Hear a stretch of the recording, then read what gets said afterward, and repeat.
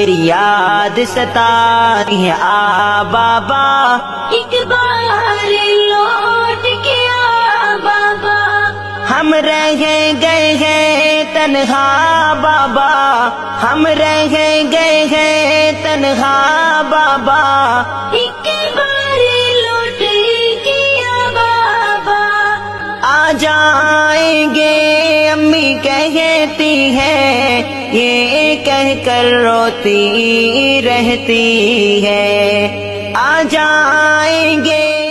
بسم اللہ الرحمن الرحیم۔ السلام علیکم ورحمۃ اللہ وبرکاتہ۔ سامعین، اس وقت میں اپر دیر کوہستان کمراٹ جو مشہور اور معروف علاقہ ہیں، جہاں پہ ملک بھر سے بلکہ بیرون ملک سے بھی یہاں پہ لوگ سیر کے لیے آتے ہیں، میں وہاں پہ بیٹھا ہوا ہوں۔ یہاں کے ہمارے ساتھ یتیم خانہ دار عمر رضی اللہ تعالیٰ عنہ میں پڑھنے والی بچوں کی تعداد تقریباً 30 ہیں۔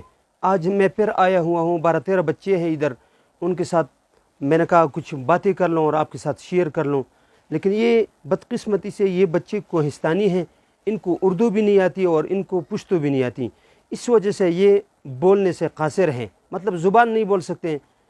آپ کو یہ پیغام دینا ہے کہ یہ ایک ہی گھر میں یہ ان کے والد بھی فوت ہو گئے اور ان کے والد بھی فوت ہو گئے۔ یہ کیوں؟ آپس کے جھگڑوں کی وجہ سے، آپس کی جھگڑوں کی وجہ سے ان کا گھر اجڑ گیا، اور آپس کے اختلافات کی وجہ سے دو بھائی ایک ہی گھر میں وہ چلے گئے، ایک ہی بات دی گئے، وہ دنیا سے چلے گئے۔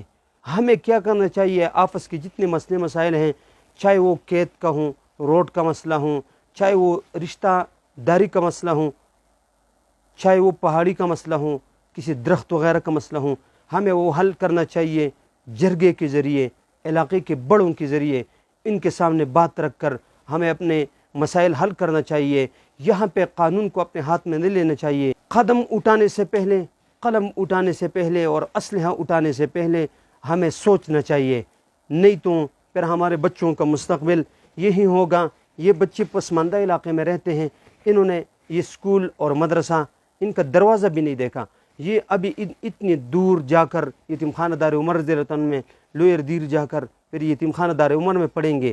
یہ تو پڑھیں گے انشاءاللہ، یہ اسکول بھی پڑھیں گے، مدرسے بھی پڑھیں گے، لیکن پیغام ہمیں یہ دینا ہے آپ کو، ٹیبل ٹاک کے ذریعے ان کو حل کرنا چاہیے، نہیں تو پھر ہمارے گھر اجڑیں گے، ہماری مائی بہنیں اسی طرح بیوہ بیٹے رہیں گے۔ میں چاہتا تھا کہ ان سے کوئی بات کر لے، لیکن یہ بات کرنے سے قاصر، ان کو اردو وغیرہ نہیں آتی، پشتو بھی نہیں آتی، اردو بھی نہیں آتی۔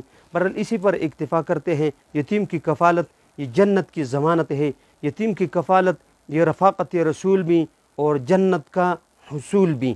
آئیے یتیم خانہ دار عمر رضی اللہ عنہ کے اس بہترین کاوش میں، اس بہترین کام میں جو جنت کا راستہ یتیم خانہ دار عمر نے چنا ہے، جو اس وقت تقریباً 900 بے سہارا بچوں اور بچیوں، اور خاص کر بعض وہ بچے، اکثر تو یتیم ہیں جن کے والد وفات ہو گئے ہیں، وہ یتیم ہیں، لیکن کسی کے والد معذور ہے، کسی کو فالج زدہ ہے، کسی موذی مرض میں مبتلا ہے، مطلب کینسر وغیرہ میں، ان کے بچے اور بچیاں بھی ہمارے پاس پڑھتی ہیں۔ آپ سے یہی ریکویسٹ ہے کہ آئیے یتیم خانہ دار عمر کے اس بہترین کاوش میں اس کا ساتھ دیں، قدم کے ساتھ قدم ملائیں۔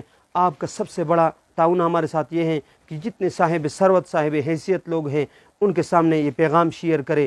آپ دو کمنٹس میں 2 باتیں لکھ کر، اچھی باتیں لکھ کر اس کو شیئر کریں، یہ آپ کے لیے دنیا اور آخرت میں کامیابی اور کامرانی کا ذریعہ بنے گا۔ جزاکم اللہ خیر۔ آج سے پہلے جس انداز میں یتیم خانہ دار عمر کے ساتھ دیے ہیں، اللہ اپنے درگاہ میں قبول و منظور فرمائے، اللہ پوری اسلامی دنیا بالخصوص پاکستان کی حفاظت فرمائے۔ جزاکم اللہ خیر۔ سامعین، اس وقت جن کے رابطے سے ہم آئے تھے وہ قاری ظاہر شاہ صاحب ہمارے پاس بیٹھے ہوئے، ان سے ذرا بات کر لیتے ہیں۔ اچھا قاری صاحب، آپ کو یہ کیسے پتہ چلا کہ ہم یتیم بچوں اور بچیوں کی کفالت کرتے ہیں؟ میں دراصل یہاں پہ جماعت کا انتظامیہ سے ہوں، تو یہ یوٹیوب کے ذریعے مجھے پتہ چلا دار عمر یتیم خانہ کی، تو اس وجہ سے انہوں کا بھی شوق پیدا ہوا ہے کہ ہم ادھر جا رہے ہیں، اور ان کو دیکھا کہ جو کہ ان کو کپڑے وغیرہ، بوٹ وغیرہ، ہر کوئی کھانے پینے کا سسٹم وہ کہہ رہے ہیں، ہر کوئی سسٹم ادھر برابر ہے، رہائش کا سسٹم ہر کوئی، اس لیے ان کا بھی شوق پیدا ہوا، اور ہم نے بھی یہی امید کی کہ آپ آج کے بعد ہمارے یہاں پہ جو بھی یتیم طلباء ہوں گے، ہم حضرت سے رابطہ کریں گے اور اس کے پاس بھیج دیں گے۔